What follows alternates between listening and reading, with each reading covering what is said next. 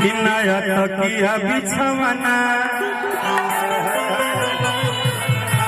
कि नया ding dong के डोली हमारा तो लाइन में सुन रहा है कि नया डिंग डोंग के डोली दीवार कि गोरा में सट के उलट के पलट के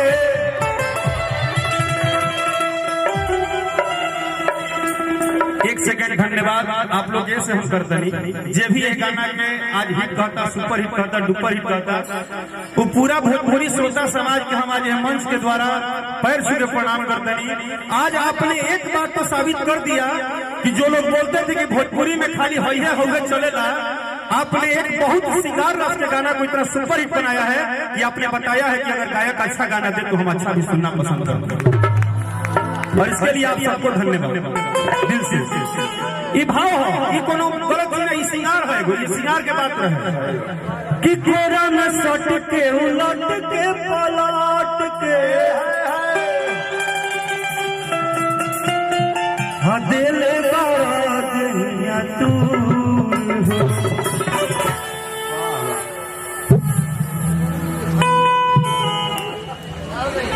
हम अपन दहिया पूरा गाना आज आज हम अपनी हीरोइन बुला रहे हैं। आइए मेरी हीरोइन अच्छा हलवा लेके आओ।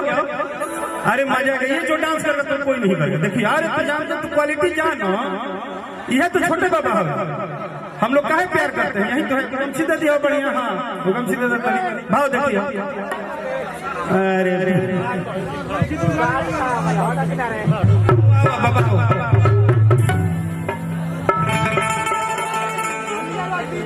कि गोरा में सट के उलट के पलट के दिले बड़ा दहिया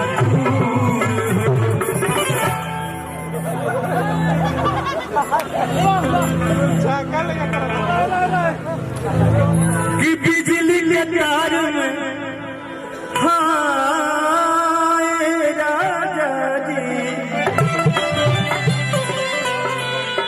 बिजली के तार में भतार छुड़ैलो हम मने मने कैला मजबूर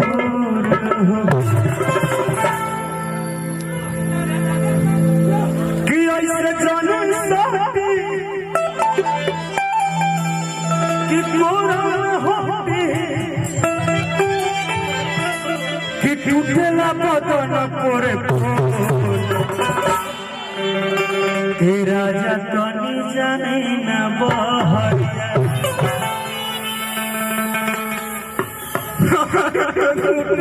बदन पोरे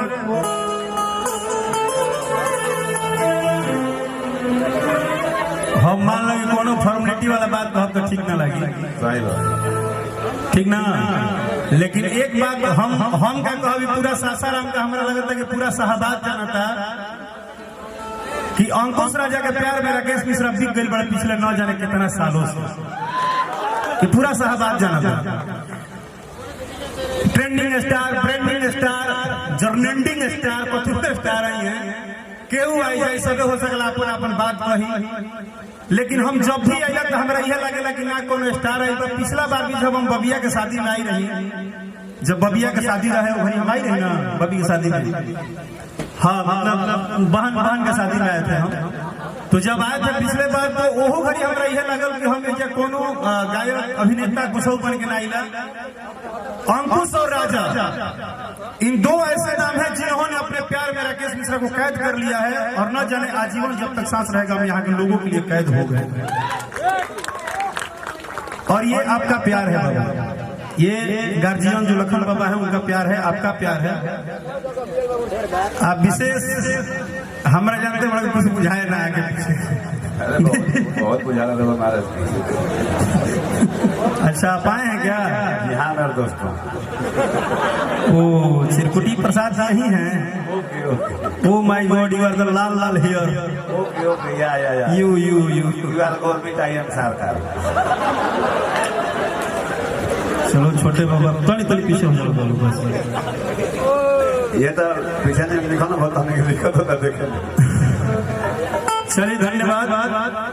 सबसे पहले यह धरती आकाश सृष्टि के मालिक भगवान पूरब पश्चिम दक्षिण उत्तर जितना भी दिशा होला 10 दिशा से हर जगह से यह दुआ मांगतनी कि जौन आज ई लड़का के तिलक पड़ल बा, जौन घर में खुशहाली आ रहा बा, जौन बहू आई है वह घर के प्रतिष्ठा आई है, और ये दोनों वर और वधू के ये पूरा सृष्टि के जितना भी जगह सुन रहा हुई अगर हमने की आवाज सबके तरफ से दुआ आशीर्वाद मिले, और एक घर में एक नया खुशहाली आवे, घर में लक्ष्मी आवे, और हमारा घर की लक्ष्मी आवत है। चलते आज हम क्या कहे बहुत खुश बनी है। धन्यवाद। जब भी ऊपर माई बहन चाची बैठे बड़ी सबके प्रणाम बा, भाई आप सबके भी प्रणाम, सबके प्रणाम। एगो छोटी मोटी ताली बजा के आशीर्वाद वाले हमारा के तरफ से बहुत बहुत धन्यवाद। अच्छा खेत तो कहत रहे कि राजा जाई ना बहरी है, लेकिन ओकरा बादो परसों एगो आइला तब तारा नहीं क्या अभी क्या हे राजा तू तो जवान हम लइका। ई वर्ल्ड वाइड कंपनी से परसों गाना रिलीज भइल बा कि बेरी बेरी छुअत रहइका।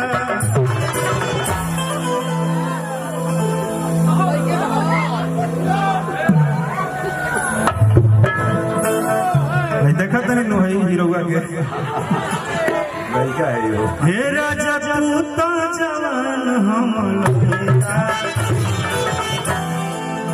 लड़का बड़ा तू लड़का ना कि लड़का बड़ा 13 महीना मेरे हमारे बता रहे।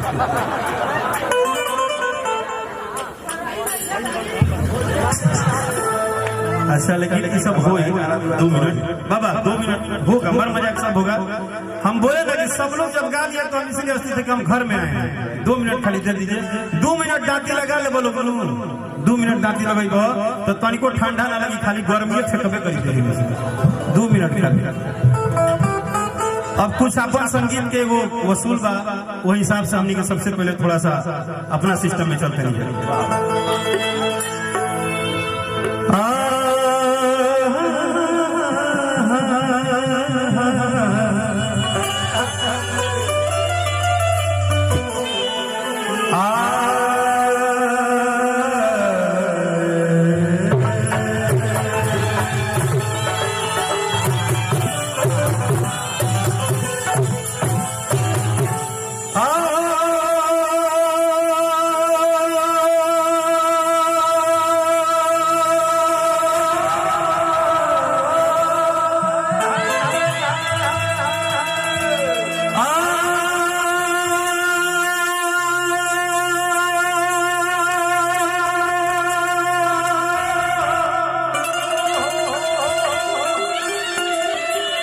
Ah